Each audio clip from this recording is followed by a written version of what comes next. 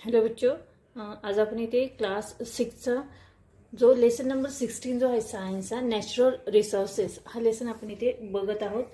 तर या लेसनचा काही भाग आपला या अगोदर झालेला आहे, 2 पार्टमध्ये आपण तो घेतलेला आहे।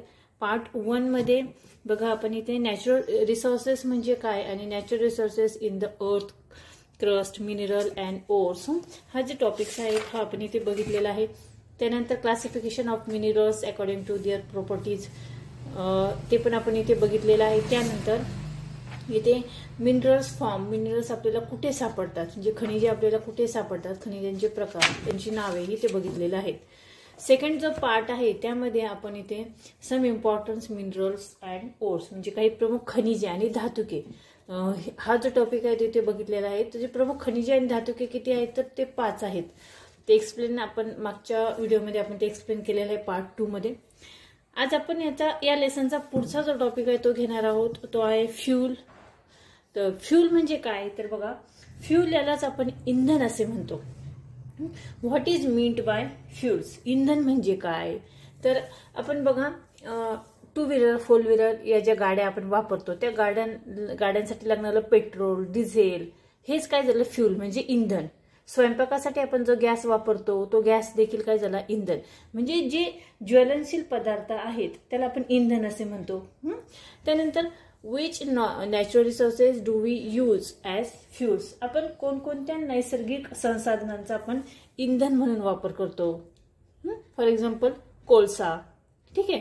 तर various substance are use in day to day life for generating energy.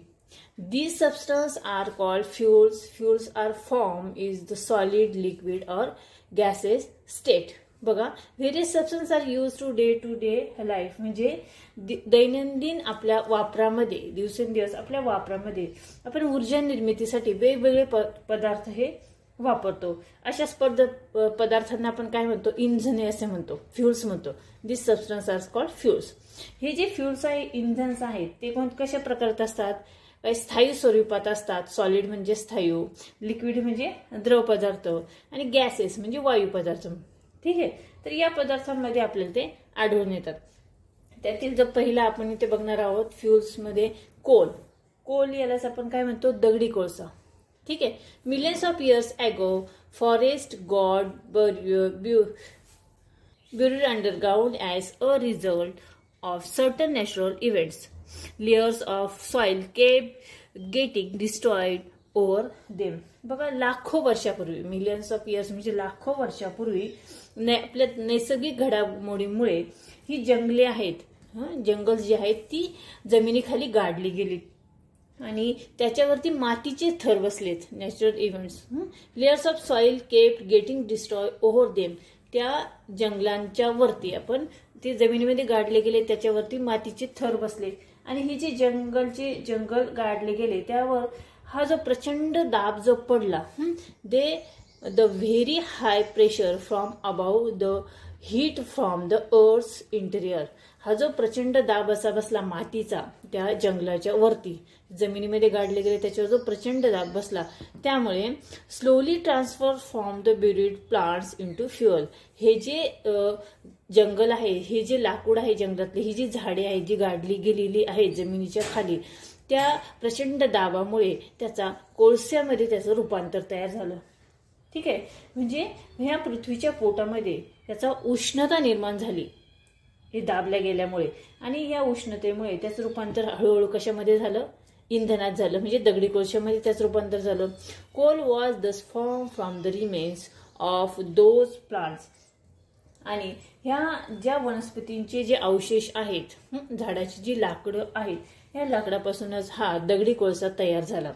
That is why coal is said the fossil fuels, यालाच आपण जीवाश्म इंधन असे म्हणतो। फॉसिल फ्युल्स म्हणजे जीवाश्म इंधन, ठीक आहे। तर हा जो दगडी कोळसा आहे बघा, coal is found in mines peat, lignite, brown मतलब बघा ब्राउन कोल, त्यानंतर लिग्नाइट नंतर बघा बिटुमिनस कोल, अँथ्रासाइट्स, त्यानंतर are the various types of coals, हे दगडी कोळसा हा जो आपल्याला खाणीमध्ये सापडतो, फाउंड इन माइन्स, माइन्स म्हणजे काय तर खाण, हा जो दगडी कोळसा आपल्याला खाणीमध्ये सापडतो त्यामध्ये दगडी कोळशाचे प्रकार कोणकोणते सांगितलेले आहेत बघा. पीठ, लिग्नाइट, लिग्नाइट म्हणजे ब्राऊन कोल, त्यानंतर बिटुमिनस कोल अँड अँथ्रासाइट.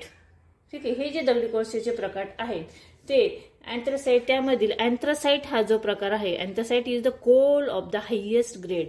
हा जो अँथ्रासाइट जो दगडी कोळशाचा प्रकार आहे तो उच्च प्रतीचा दगडी कोळसा म्हणून वापरला जातो. Coal is in a way store house of carbon. हा जो दगडी कोळसा आहे हा एक प्रकारे कार्बनचाच प्रकार आहे. कार्बनचा साठा म्हणून त्याच्यापासून आपण काय तयार करतो तर औष्णिक ऊर्जा तयार करतो, ऑफ्टन हीट एनर्जी. या दगडी कोळशापासूनच आपण औष्णिक ऊर्जा तयार करतो.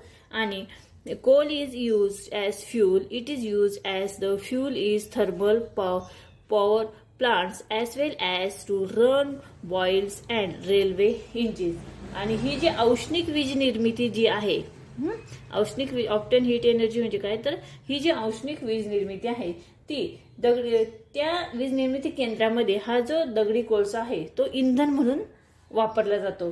आणि त्याचा उपयोग कुठे केला जातो तर बघा, boilers and railway engines, boilers आणि रेल्वे इंजिन चालवण्यासाठी याचा वापर केला जातो.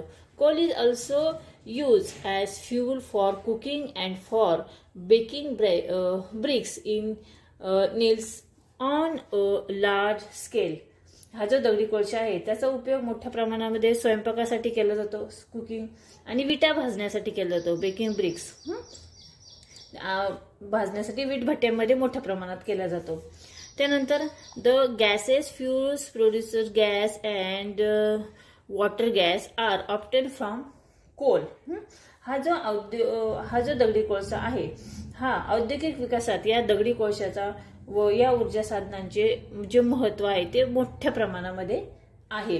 आणि coal as energy resource contributes greatly to industrial development. म्हणजे काय तर बघा, दगडी कोळशापासून प्रोड्युसर गॅस, बघा दगडी कोळशापासून प्रोड्युसर गॅस, त्यानंतर हा जो गॅस आहे हा वायुरूप इंधनाची देखील निर्मिती करतो.